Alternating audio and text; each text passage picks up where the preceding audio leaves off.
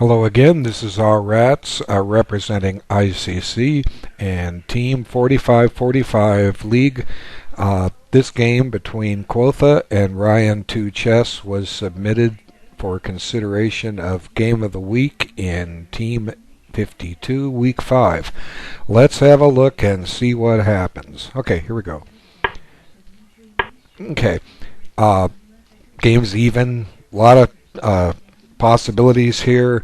I can't list them all, of course. White could play e4 and go into a Sicilian, or just continue as he's going and see what happens, because black has a lot of choices too. What these choices are not important. You can pretty much look at this and see what they are on your own. They are worth looking at because of all the self-study possibilities that can come from them. Okay, here we go. Now white decides, let's just play an English opening. And black says, okay, fine, you play your move, I'll copy it. And there's nothing wrong with this. This is going to lead into what they call the symmetrical English.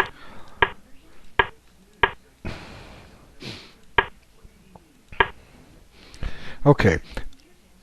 One move I recommend for white here is to play d4.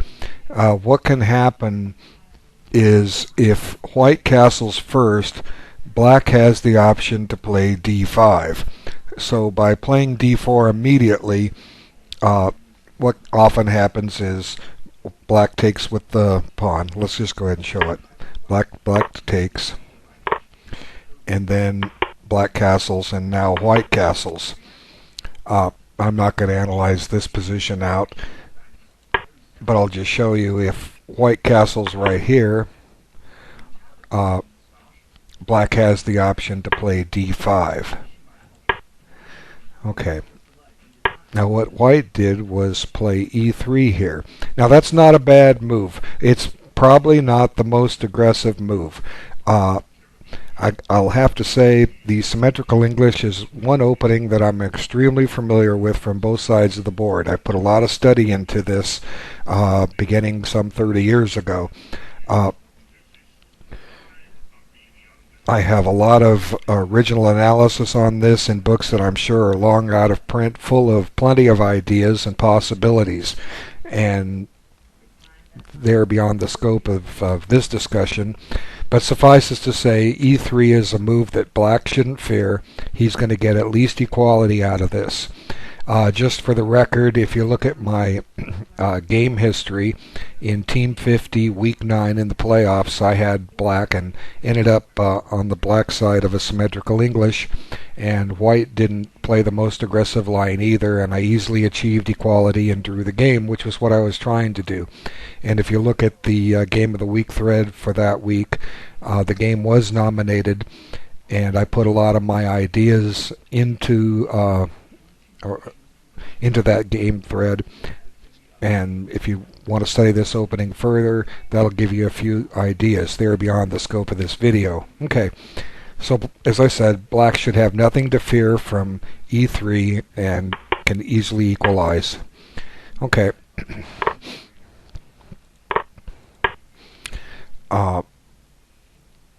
Black should be fine here. White's going to be left with an isolated queen pawn, it looks like, if he exchanges.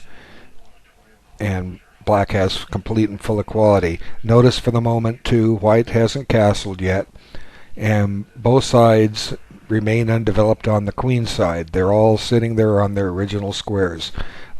Let's see how it develops. Okay, b3. White's saying, I don't want an isolated pawn on d4, but what could happen at the right time is that black may make an exchange, and when white takes back with the pawn, he's got what you call the hanging pawns on c4 and d4. These can be both a strength and a weakness.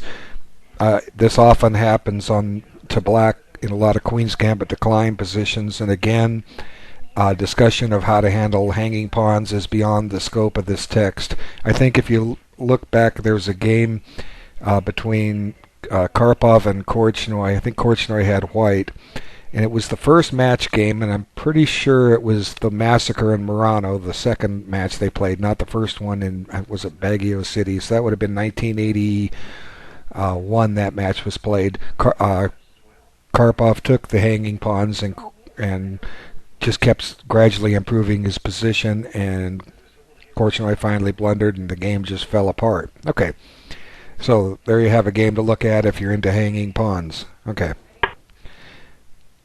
Now indirectly, there's some pressure on d4.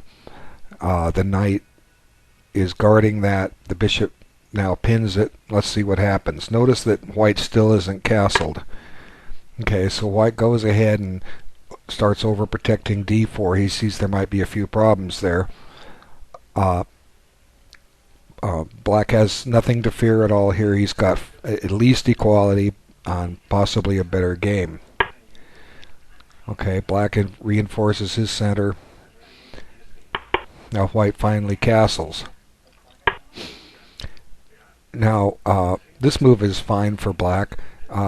Obviously white can't take on e4 because black will recapture and attacking a pin piece, and a common way to break that with h3 fails because two pieces will fall under attack. Black will play pawn takes.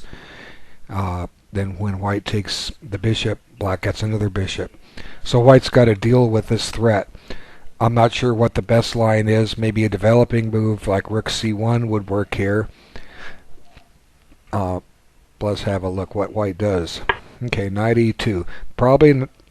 Possibly not the best choice because black just comes on strong here. It would just require further analysis to see what would be a better move. I don't know about rook c1. It just seems natural to me because it develops a piece, and when you're developing pieces, unless there's a tactical flaw with it, there's usually nothing wrong with making a developing move. Okay. Now, immediate threat on the knight on f3. It could move. Where does it go? Let's see. It could go back to e1. But maybe this pawn on d4 is going to fall. Let's take a look. Okay, bishop takes,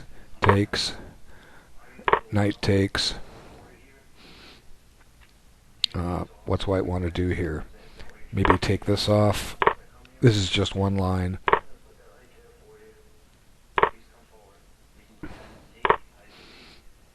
Now black's up a clear pawn. Does white have anything here? Doubtful. You got a loose rook here you got to deal with. Let's go attack the queen. And where are we going to go? We want to probably guard the pawn on e4. Now does white have anything? He's got a couple of knight moves. He's got a pawn move, but that might just run into a check, followed by capturing or remaining a pawn ahead. You know, it's just a possibility. Let's just go back. Okay, knight f4. White's going to get in trouble here really quick. Black attacks the knight. Now you obviously can't go back to e2. Going back to e3 or d3 might run into some of the same problems that d4 hangs after bishop takes. Is worth a look on your own. Okay, knight h3. Now notice this knight doesn't really... Whoops. Stupid mouse. Okay, this knight doesn't have a flight square. It can't go back to g1. So black just simply attacks it, and white's going to drop some material here. And that's exactly what happens. He's got to give it up. Now black's quite happy to make some exchanges. He's up a piece.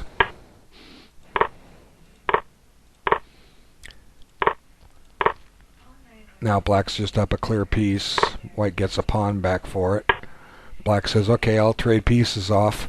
And I'm going to kind of run through the moves. Not much is happening here. There is one possibility for white to try to save the game. I'll show you when we get there. Okay, white's got a pass pawn and just grabbed another one. So he's only down a piece for two pawns. The game is still lost. Black will just consolidate his advantage, but white does have some ideas here, which we'll get to. Okay, Now the passed pawn is going to fall. So white plays a little trick. Take my rook, please. Obviously you can't play rook takes rook because the pawn promotes. Now white is still down two pieces. I'm sorry, two pawns for the piece.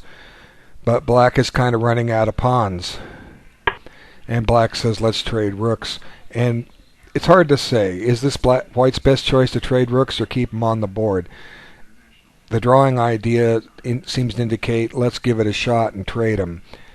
Because white really has no targets with that rook. And when black gets his king into the game, eventually black's going to win another pawn here.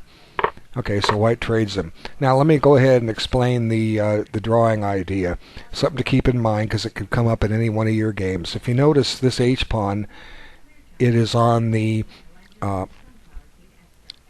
on a square that the bishop controls. So if white can eliminate the f7 and b7 pawns, it's a draw with certain rare exceptions. So let's see if white can do anything to accommodate that. And black kind of plays right into that. I'm not sure if f5 is correct.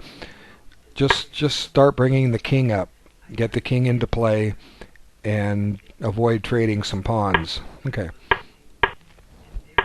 And white goes about his way and says, look, I can take that pawn now, and when I do, I only need to trade one more pawn, and I'm going to draw the game. Now that's easier said than done, but it's white's best chance. His only other option is to resign, and you can't win or draw if you resign. So let's see.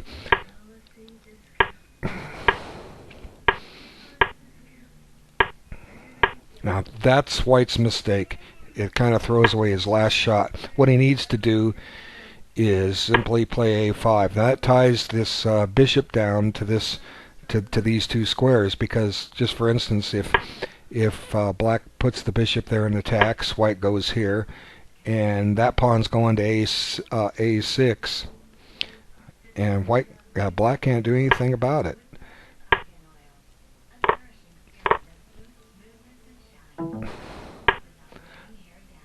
And then white looks at says, want to draw, and black can play on as long as he wants, and as long as white's careful, he's got his draw.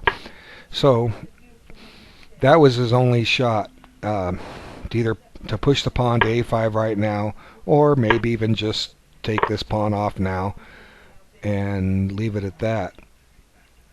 But once he pushed by, it's just a matter of time before black starts winning material. And we'll see that's exactly what's going to happen. Now white can't advance his queenside pawns at all. He's more or less stuck to moving his king. And here he resigned because stuff's going to fall. Okay, what happens if king h3, you take this pawn off, and black is fine here. White's going to drop the h4 pawn. Pushing h5 just doesn't work. Black laughs at that and says, I'm going to queen my pawn. The other alternative is to put the king on f3, and the h4 pawn falls, and sure enough the pawn on f4 will fall, followed by the pawn on g5, and black is left with a couple of passed pawns that are unstoppable. Okay. A nice game by black. I want to thank you for time and looking at it, and we'll be back real soon with another video for you.